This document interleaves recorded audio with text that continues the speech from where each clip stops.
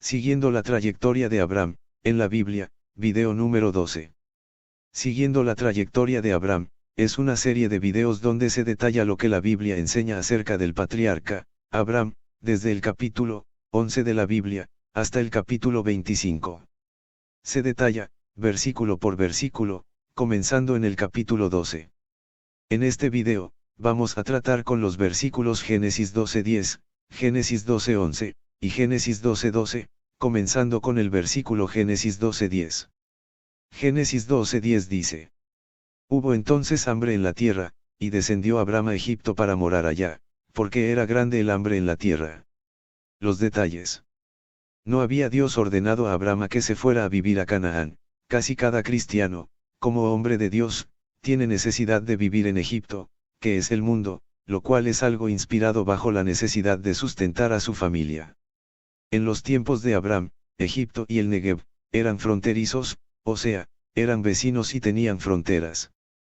Pero vemos en este versículo que Abraham estaba pasando por una prueba.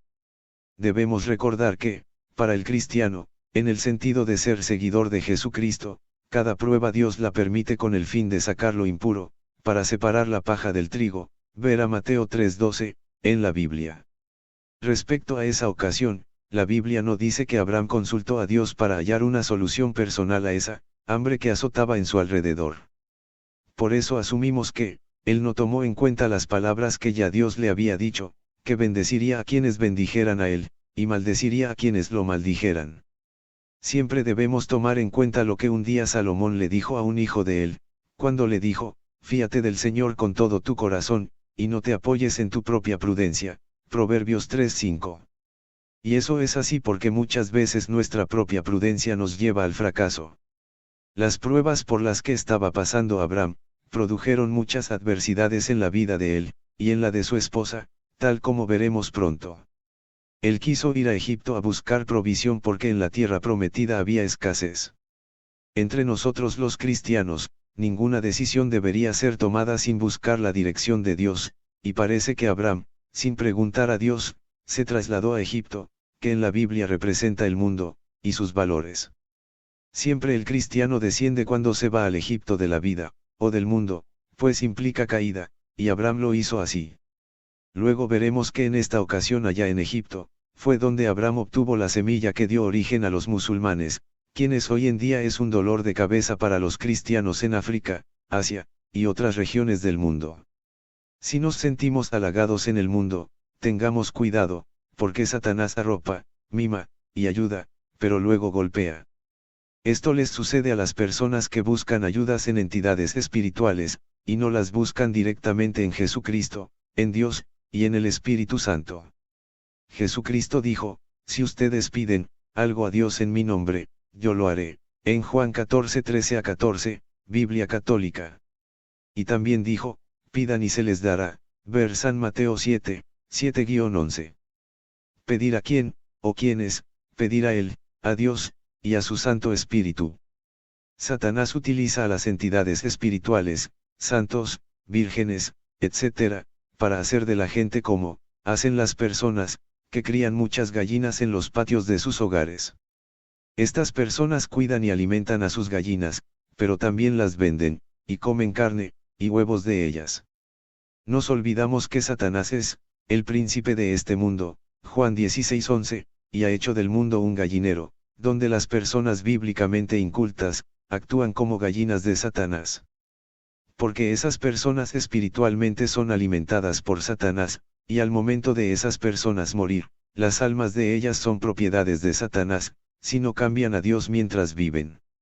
Satanás mira, y trata a las personas del mundo como si nosotros somos animales domésticos de él, y Satanás entrena a las personas ignorantes del Dios de Abraham, porque no les interesan conocer de Dios según la Biblia, para que esas personas hagan las voluntades de Satanás y sus demonios. Satanás entrena a esas personas, así como nosotros entrenamos al caballo. El caballo no siente que nosotros lo obligamos a que permita que cabalguemos en él. Satanás usa este mismo principio. Debemos estar atentos a la voz del Espíritu Santo de Dios, cuando nos advierte de los peligros de Satanás y de sus demonios. Cuando una persona asesina a alguien, por ejemplo, Satanás está detrás de esa desgracia. Al ir a Egipto, Abraham se expuso a una derrota, al igual que muchas veces lo hacemos nosotros, provocando que lo que Dios quiere hacer con nuestras vidas se detenga.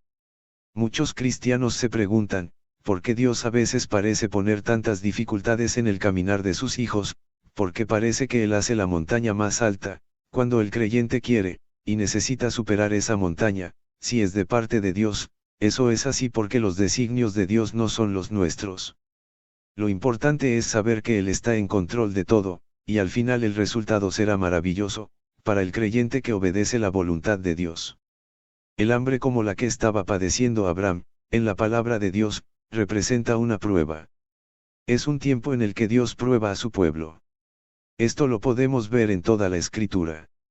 A esto llamamos, constancia en las escenas bíblicas. O sea, una cosa representa lo mismo a través de toda la Biblia. Dios había dicho a Abraham que se fuera a la tierra de la promesa, que era donde Dios le prometió bendecirle, guardarlo, y proveer para él, pero Abraham se fue a Egipto, y más adelante veremos situaciones adversas en las cuales Abraham expuso a su esposa Sarai, y a él mismo allá en Egipto. Todo esto debido a que Abraham decidió ir, basado en las circunstancias que le rodeaban, y no porque había consultado con Dios en su altar santo. Se supone que mientras estuvo en Egipto, Sarai tomó posesión de Agar, y más luego veremos que de la unión carnal de Agar con Abraham, resultó Ismael. Y de Ismael, el hijo de la esclava, su simiente siempre va a traer problemas para la simiente de Isaac, el hijo de la promesa. Muchos de los problemas en las vidas en el pueblo de Dios, es un resultado de tomar decisiones sobre asunto de nuestras vidas, sin buscar el rostro de Dios en su altar. Abraham había recibido promesas grandiosas de parte de Dios, pero si bien es cierto que abandonó su tierra, y su parentela, tal como le ordenó el Señor, Génesis 12, 1-3, caminó durante la primera etapa del trayecto tomado de la mano del Creador, pero cuando llegaron los problemas, como la escasez de alimentos en Canaán, tomó el control de la situación en sus propias fuerzas. Por eso apenas se había establecido Abraham en la tierra prometida, hubo tan grande hambruna, y Abraham empacó sus cosas y se fue a Egipto. Uno se pregunta, si Abraham confiaba en la promesa de Dios acerca de la tierra que fluye leche y miel, ¿por qué cuando apenas surge un problema se va directo a Egipto? Después de todo, encontramos en Génesis 13:10 que los llanos del Jordán eran tierra de regadío. ¿Por qué Abraham no fue a ese lugar que era parte de la tierra prometida, en lugar de ir a Egipto? Dios sabe por qué no sucedió así.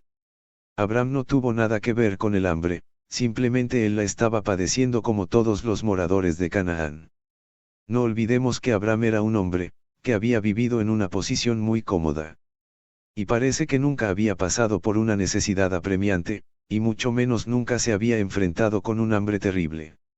Él lo tenía todo. Y es que la fe verdadera debe ser probada, y pulida para que vaya aflorando en su verdadera forma. Pensemos también que Abraham no tenía amistades en Canaán, y en este lugar, la agricultura dependía mucho del agua que proveían las lluvias. Mientras que, en muchos lugares y ciudades de Egipto, se encontraban sistemas hídricos naturales como el caso del delta del Nilo en Egipto, Deuteronomio 11:10-11, y también en Egipto, la tierra estaba regada por las inundaciones del río Nilo, y dichas inundaciones depositaban en la tierra, rico y fértil humus que favorecían las siembras, ya que el humus sirve de abono para la tierra. Ahora vamos a ver qué nos enseña Génesis 12:11. Este versículo dice, aconteció que cuando estaba para entrar en Egipto, Abraham, dijo a Sara y su mujer, he aquí, ahora conozco que eres mujer de hermoso aspecto. La mujer es el alma del hombre, en este mundo, y por eso el hombre busca con preferencia tener una mujer de hermoso aspecto. Sin embargo, muchas veces sucede que el hombre natural, ver 1 Corintios 2:14, se equivoca al elegir una mujer simplemente debido a su hermoso parecer. Nosotros los cristianos debemos ser cuidadosos al elegir una compañera, simplemente porque somos atraídos por su belleza exterior. Aquí vemos que Abraham comenzó a darse cuenta que la hermosura de su mujer no le iba a beneficiar en Egipto, sino todo lo contrario. Es que, al irse Abraham hacia Egipto, empezó en él un proceso difícil en su pensamiento, y esto mismo sucede en nosotros cuando nos vamos al Egipto del mundo, pues aparecen en nosotros ciertas situaciones, tales como 1. los valores eternos se diluyen, y la atracción física enciende las pasiones carnales. 2. Cuando hay pecados, estos se repiten durante mucho tiempo, la sensualidad, la concupiscencia, etc. 3. El adulterio progresa, y se convierte en un valor aceptado. 4. El homicidio impera. Se mata a cualquiera para obtener la satisfacción de las pasiones. 5. Se hablan medias verdades, se engaña sin problemas. 6. Se busca el interés personal y no el interés del prójimo. 7. La persona amada se convierte en un objeto, y es manipulada conforme a los deseos. 8. El temor al peligro bloquea la fe. 9. Se le da un tratamiento generoso a quienes cooperan con la concupiscencia de los demás. 10. Se prospera la persona que ayuda al otro a pecar, y de esto, hay que tener cuidado, ya que no toda prosperidad viene de Dios. Esto mismo estuvo sucediendo en el país de Egipto, y por eso veremos que el faraón trató bien a Abraham por causa de su mujer Sarai. El registro sagrado nos enseña que aún, los que siguen los mandatos de Dios, pueden tener que soportar pruebas de su fe. Piense acerca de la gran tensión que el hambre pudo plantear a Abraham. Él fue llamado para entrar en la tierra prometida, y mire lo que ocurrió. Esa hambruna hizo que él saliera de Canaán, para irse a Egipto. Pero cuando ya estaba a punto de entrar a Egipto, de repente se preocupa por lo que le pudiere pasar, debido a la hermosura de su mujer, la cual para entonces tendría unos 67 años de edad. De ahí fue que comenzó a temer por la vida de él, y con esta mezcla de fe y temor, Abraham no parecía ser un buen candidato para pasar la prueba, quizá más difícil de soportar. Sin embargo, un tiempo más tarde, Abraham se recobró de su temor al hombre de una manera espectacular, cuando fue probado por Dios. En aquella ocasión, Abraham demostró su voluntad de confiar en Dios, aunque eso significaría la muerte de su hijo. De esto veremos más adelante, cuando el ángel del Señor le dijo, ahora sé que temes a Dios, Génesis 22:12. Vamos a ver ahora a Génesis 12:12, el cual dice, cuando te vean los egipcios, dirán, su mujer es, y me matarán a mí, y a ti te reservarán la vida. ¿Cómo se sentirían Abraham y Sarai actuando en un mundo que no era el suyo? Abraham comenzó a temer que lo matarían por motivo de ella. Este es ciertamente el temor al hombre. No obstante, es un poquito diferente al temor a ser expuesto. El temor de Abraham era temor a ser amenazado físicamente. No temía que alguien lo avergonzara, sino temía que alguien lo matara. Se sentía vulnerable, y sin protección. Sin embargo, en esta ocasión, en vez de confiar en Dios, confió en su propia estrategia de autodefensa. De repente parece que, para Abraham, los egipcios eran grandes, y Dios era pequeño. Frecuentemente los salmos en la Biblia mencionan el temor a los enemigos. Por ejemplo, cuando el rey David fue sitiado por los filisteos en Gad, habló de la persecución candente de sus atacantes, y de sus temores. Cuando se dormía, David no tenía la certeza de que llegaría a levantarse otra vez. Sin embargo, su reacción fue decididamente diferente a la de Abraham. David tenía miedo, pero no le temía más a la gente que a Dios. Él dijo, en el día que temo, yo en ti confío. En Dios alabaré su palabra, en Dios he confiado, no temeré, ¿qué puede hacerme el hombre? Salmos 56, 3-4. Dios era la roca y fortaleza de David. No obstante, Abraham, aunque ya se había enterado de las promesas de Dios para él, de repente parece que veía a los egipcios más grandes que a Dios.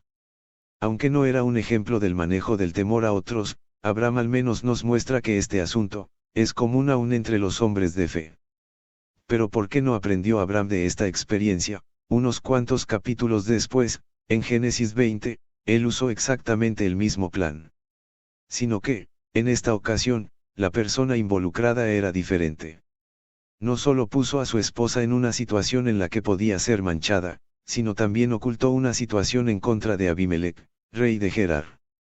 Abimelec no era un hombre tan poderoso como el faraón, pero era un hombre de reputación, y era el que gobernaba la región. Aparentemente eso fue suficiente para Abraham, y le pidió a su esposa que retomara el plan del encubrimiento. Solo la intervención de Dios evitó que Abimelec adulterara, y que Abraham fuera plenamente avergonzado.